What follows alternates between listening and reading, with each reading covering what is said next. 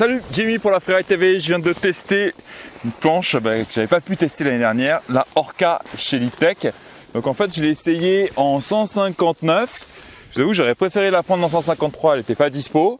J'avais un petit peu peur de la longueur et de la rigidité éventuelle de la planche. En fait, en 159, ça fonctionne bien. Donc j'ai un gabarit 80 kg. Et du coup, j'étais quand même super à l'aise dessus. Alors c'est une planche qui est quand même relativement large, ok. On a un bon déroulé spatule avec un sacré rocker. Et pareil, c'est une planche qui est très kickée aussi sur l'arrière, quoi.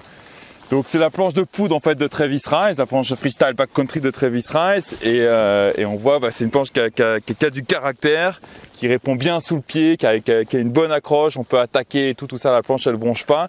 Et puis surtout avec ce pelle à tarte là devant là. Ça passe extrêmement bien en poudreuse. On avait les conditions juste parfaites pour essayer. Et je me suis tout simplement régalé. C'est une planche qui a du talon, quoi, voilà, qui a de l'accroche, mais qui reste quand même, qui a une spatule relativement souple et qui reste quand même très confort à rider, quoi, par rapport à d'autres boards. J'ai pu essayer un peu dans le même esprit, dans les mêmes formes. Celle-là, en fait, on sent pas forcément cette rigidité, même si c'est une planche qui est quand même plutôt énergique et sportive.